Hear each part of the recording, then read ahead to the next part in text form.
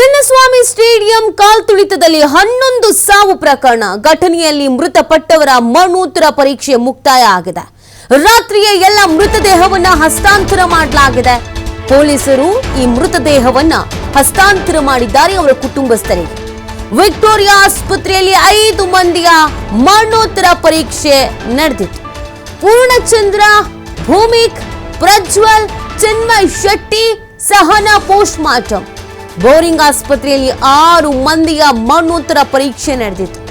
Akshata, Divyanshi, Shivalinga, Manoj, Devi, Shravan post mortem ಅಲ್ಲಿ ನಡೆದಿತ್ತು. ಎಲ್ಲ 11 ಮೃತದೇಹಗಳನ್ನ ಕುಟುಂಬಸ್ಥರಿಗೆ ರಾತ್ರಿಯೇ ಹಸ್ತಾಂತರವನ್ನ ಮಾಡಲಾಗಿದೆ. ನಿನ್ನೆ ಇಡೀ ರಾಜ್ಯ, ಇಡೀ ಗಲ್ಲಿ ಏರಿಯಾ, ಊರು ಎಲ್ಲವೂ ಕೂಡ ಸಂಭ್ರಮದಲ್ಲಿತ್ತು. ನಿನ್ನೆ ಇಷ್ಟೊತ್ತಿಗೆ ನಾವು ಕೂಡ ಸಂಭ್ರಮದ ವಿಚಾರವನ್ನ ತಿಳಿಸ್ತಾ ಇದ್ವಿ. ಆದರೆ ಆ ಸಂಭ್ರಮ ಸೂತಕವಾಗಿ ಬದಲಾಗುತ್ತೆ ಅಂತ ಯಾರು ಕೂಡ ಗೆಸ್ ಮಾಡಿರಲಿಲ್ಲ. ನಿನ್ನೆ ಒಬ್ರಲ್ಲ ಇಬ್ರಲ್ಲ 11 ಮಂದಿ ಮೃತಪಟ್ಟಿರೋದು ಅಭಿಮಾನದ ಹೆಸರಿನಲ್ಲಿ. ಘೋರ ದುರಂತ ಇದು ಅಂತ ಕರಿತೇವೆ. ನೋಡಿ, ನಾವು ಈ ಸಕ್ಸಸ್ ಅನ್ನ ಎಂಜಾಯ್ ಮಾಡಬೇಕಾಗಿದ್ದಂಥ ಸಂದರ್ಭದಲ್ಲಿ ಸೂತಕದ ಛಾಯೆಯಲ್ಲಿ ಆವರಿಸಿಕೊಂಡಿದ್ದೇವೆ. ಸಂಭ್ರಮಾಚರಣೆಯಲ್ಲಿ ಇರಬೇಕಾಗಿದ್ದಂಥ ನಾವು ಶೋಕಾಚರಣೆಯನ್ನ ಮಾಡಬೇಕಾದಂಥ ಪರಿಸ್ಥಿತಿಯಲ್ಲಿ ಇದ್ದೀವಿ.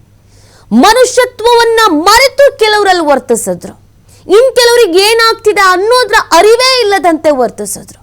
ಒಬ್ಬ ಕೆಳಗೆ ಬಿದ್ರೆ ಅವನಿಗೆ ಎದ ಮೇಲೆ ಕಾಲಿಟ್ಟು 4 ಜನ ಹಾರು ಹೋದ್ರು. ಇನ್ ಕೆಲವರಿಗೆ ಅಲ್ಲಿ ಏನಾಗ್ತಿದೆ, ಏನ್ ನಡೀತಾ ಇದೆ ಯಾವುದು ಗೊತ್ತೇ ಆಗ್ಲಿಲ್ಲ. ಈ ಸಲ ಕಪ್ ನಮ್ದು ಅಂತ ಕುಣಿತಾ ಇದ್ರು. ನೋಡ್ತಾ ಇದ್ದ ಹಾಗೇನೆ ಮೊದಲಿಗೆ ಒಂದು ವಿಡಿಯೋ ಆಚೆ ಬರತ್ತೆ. ಉಸಿರುಗಟ್ಟಿದ್ದವನಿಗೆ ಗಾಳಿಯನ್ನ ಹಾಕ್ತಾ ಇದ್ದಂತ ವಿಡಿಯೋ. ಒಬ್ರಿಗೆ ಯಾರಿಗೂ ಸಮಸ್ಯೆ ಆಗಿದೆ, ಎಲ್ಲ ಸೇರಿ ಸರಿ ಮಾಡ್ತಾ ಇದ್ದಾರೆ, ಗಾಳಿ ಹಾಕ್ತಾ ಇದ್ದಾರೆ, ಎದೆ ಒತ್ತುತ್ತಾ ಇದ್ದಾರೆ, ಸರಿ ಹೋಗಬಹುದೇನೋ ಅನ್ನುವಷ್ಟರಲ್ಲೇನೆ ಉಳಿದ 5 ನಿಮಿಷದಲ್ಲಿ ಒಬ್ರಾದ್ಮೇಲೆ ಒಬ್ರು ಪ್ರಾಣನೇ ಹೋಯ್ತು. 11 ಮಂದಿ ಮೃತಪಟ್ಟಿದ್ದಾರೆ ಎನ್ನುವಂಥ ಸುದ್ದಿ ಇದೆಯಲ್ಲ, ಇದು ನಿಜವಾಗ್ಲೂ ಆಘಾತ. ಇದರ ನಡುವೆ ಕೆಲವರು ಕಾಲು ಮುರಿದಿದೆ, ಕೆಲವರು ಕೈ ಮುರಿದಿದೆ, ಕೆಲವರಿಗೆ ಗಾಯಗಳಾಗಿದೆ, ತಲೆಗೆ ಪೆಟ್ಟು ಬಿದ್ದಿದೆ. ಪೊಲೀಸರು ಒಬ್ರೊಬ್ರನ್ನು ಉಳಿಸೋದಕ್ಕೆ ಅಂತ ಸಾಕಷ್ಟು ಪ್ರಯತ್ನ ಪಟ್ಟರು, ಎತ್ಕೊಂಡು ಓಡೋದಕ್ಕೆ ಶುರು ಮಾಡಿದ್ರು.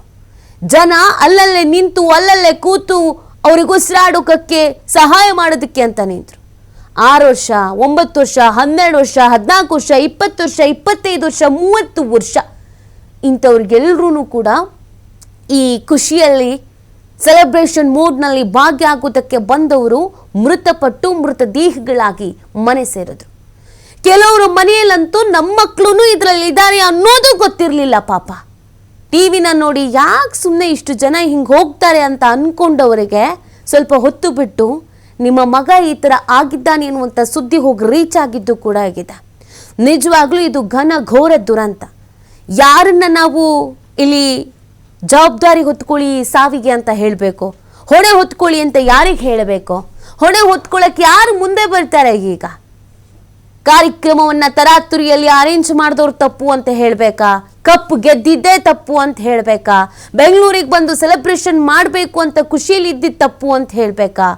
ನೆಚ್ಚಿನ ಆಟಗಾರರನ್ನ ಹತ್ರದಿಂದ ನೋಡಬೇಕು ಅಂತ ಮುಗಿಬಿದ್ದು ಹೋದವ್ರದ್ದು ತಪ್ಪು ಅಂತ ಹೇಳಬೇಕಾ? ಯಾವುದು ಅರೇಂಜ್ಮೆಂಟೇ ಮಾಡ್ತೇನೆ ತರಾತುರಿಯಲ್ಲಿ ಹೋಗ್ಬಿಟ್ರು, ಕಾರ್ಯಕ್ರಮವನ್ನು ಅರೇಂಜ್ ಮಾಡಿಬಿಟ್ರು ಅಂತ ಸರ್ಕಾರವನ್ನು ದೂಷಿಸಬೇಕಾ?